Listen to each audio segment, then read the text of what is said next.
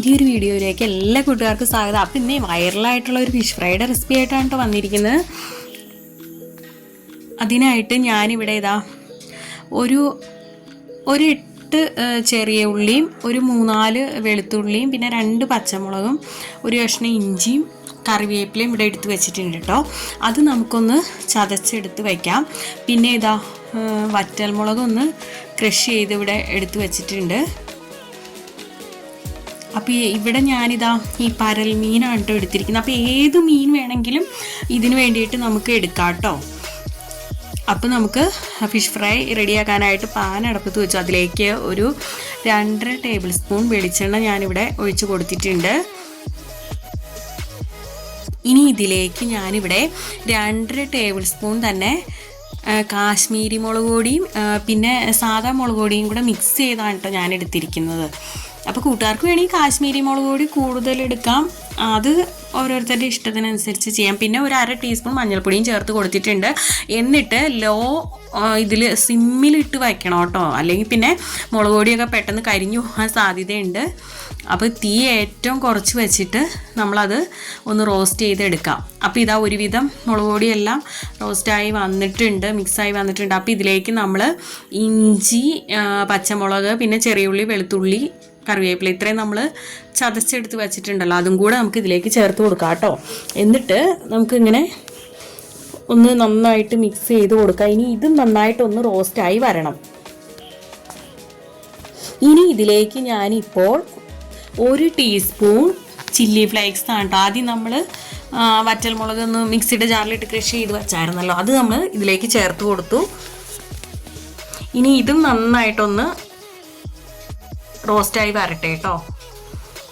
ഇപ്പം ഞാനിവിടെ ഒരു നെല്ലിക്കയുടെ വലുപ്പത്തിലുള്ള വാളംപുളി ഞാൻ വെള്ളം ഒഴിച്ച് കുതിർത്താനിട്ടിട്ടുണ്ടായിരുന്നു. അപ്പോൾ അതിൻ്റെ വെള്ളം നമ്മളത് അരിച്ചിങ്ങോട്ട് ഒഴിച്ച് കൊടുക്കുന്നുണ്ട് കേട്ടോ. പിന്നെ ഒപ്പം തന്നെ ഉപ്പും ചേർത്ത് കൊടുക്കുന്നുണ്ട്.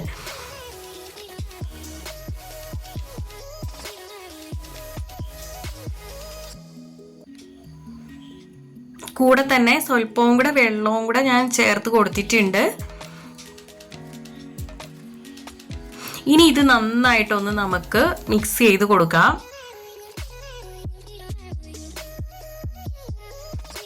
ഇപ്പോൾ ഫ്ലെയിം ഏറ്റവും കുറച്ച് വയ്ക്കണം കേട്ടോ, ലോ ടു മീഡിയം ഫ്ലെയിമിൽ ഇട്ടാൽ മതി. ഇപ്പം നന്നായിട്ട് തിളച്ചൊക്കെ വന്നിട്ടുണ്ട്. ഈ സമയത്ത്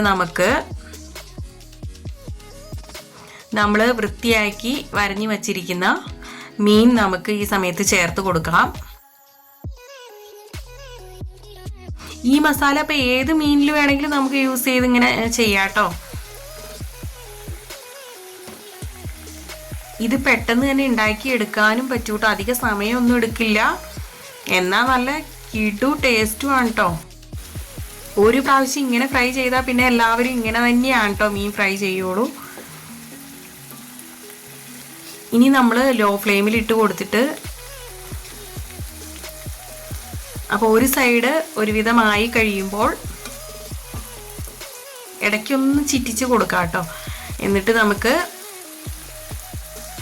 ഒരു സൈഡായി വരുമ്പോൾ പതുക്കെ നമുക്കിതൊന്ന് തിരിച്ചിട്ട് കൊടുക്കാം.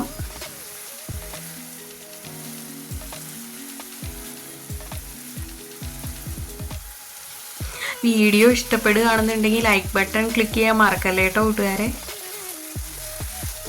ഇപ്പം ഒരു സൈഡായി വന്നിട്ടുണ്ട്. അപ്പം ഞാനിതാ മറിച്ചിട്ട് കൊടുത്തിട്ടുണ്ട്.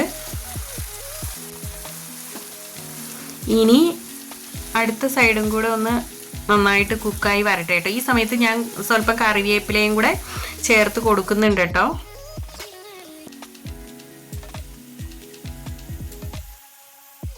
ഇപ്പം നമ്മുടെ മസാലയെല്ലാം നന്നായിട്ട് കണ്ടില്ലേ കൂട്ടുകാരെ, ആ മീനിലെല്ലാം നല്ല കോട്ടായിട്ട് വന്നിട്ടുണ്ട് കേട്ടോ.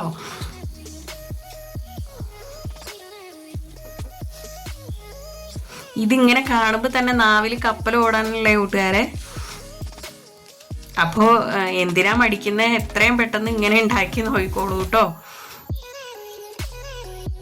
അപ്പോൾ നല്ല ചൂട് ചോറിൻ്റെ ഒപ്പം ഇതും കൂട്ടി അങ്ങ് കഴിക്കണം. വേറെ ഒന്നും വേണ്ട കേട്ടോ, ഇതിൻ്റെ മസാല മാത്രം മതി.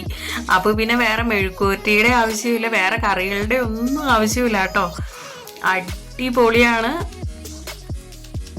ഇത് ഒരു പ്രാവശ്യമെങ്കിലും ഉറപ്പായിട്ടും ട്രൈ ചെയ്യേണ്ട ഒരു ഐറ്റം തന്നെയാണ്.